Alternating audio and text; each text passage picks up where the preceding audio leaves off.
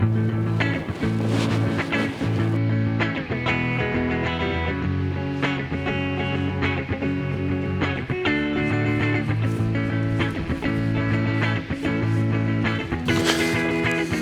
have an idea. How about I tell you about the best lesson ever?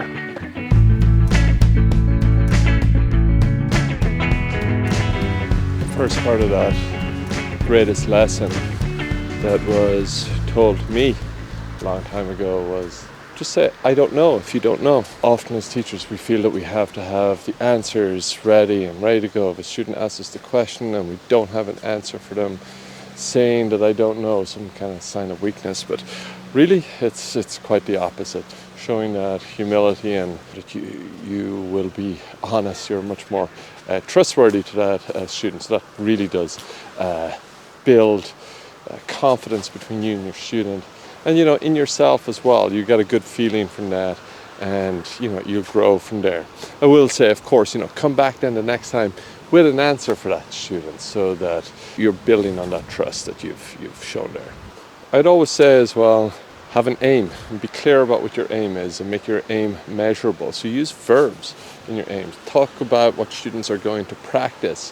Talk about what they're going to do. What skills are they going to use? Are they going to speak? Are they going to read, write, listen? Use those kinds of words and make it measurable. And then, as long as you have a strong sense of what that aim is yourself, then you're going to be able to stay on track, and make sure that your aim as well is contextualized so that you can keep that as part of your lesson as well and keep your lesson coherent.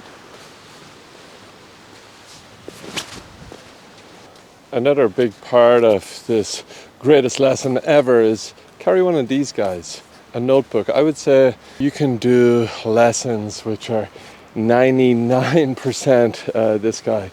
Jot down some ideas for talking points for your students, questions that you're going to elicit.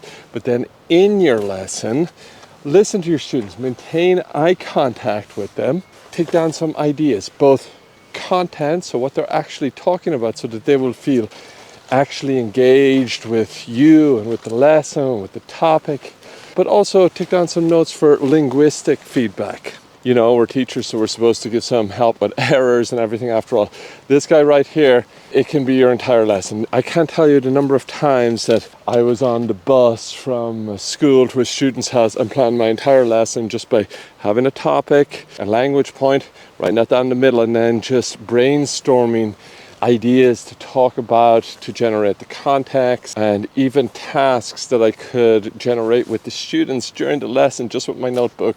And then while we're working together, taking notes, as I say, and responding with that content feedback, linguistic feedback. And for me, this was truly one of the biggest lessons I ever learned as a teacher. Far more than theories on methodology and approaches and techniques. Just using this notebook, I guess you could call that an approach or a technique in and of itself. To be honest, I was never too concerned about the jargon, more about what actually worked, and I can't recommend it enough. Bring a notebook, and use that notebook in the rest of your life. Here I am planning YouTube videos and writing down my list for things I need to do and videos I want to make and places I want to go, things I want to do. This guy here, if you write in it every day, just your ideas, lists, anything that comes to you, it'll change your life. I guarantee you that. I love to come to this place near where I live. I feel so lucky and so blessed that I have such a beautiful place to come. One of the things that I do when I come to a place like this is I reflect. And this is kind of crucial for us as teachers, to not beat ourselves up when things don't go so well, but like to think about it and think about what we can do better, but also, think about what went well or what maybe it didn't go well or it didn't go bad, it just was. And think about that, because when you think about things, more ideas spring out, and your notebook comes into play then once again. I want to leave you with a quote which I wrote down, and it's by a very well-known Cambridge professor from many years ago, but a lot of you have probably read some of his books. It's by C.S. Lewis, and he says, if we let ourselves, we shall always be waiting for some distraction or other to end before we really get down to our work. The only people who achieve much are those who want knowledge so badly that they seek it while the conditions are still unfavorable.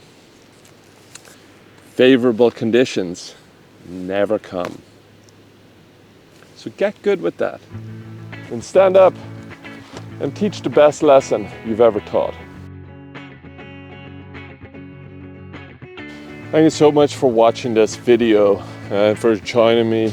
As the weather starts to get a little colder here in Eastern Canada, but it's a beautiful evening to be out for a walk. I just wanted to say to you, if you found something useful in this video, it'd mean the world to me if you could give me a like, subscribe to my channel, share this with anybody who you think might find it useful.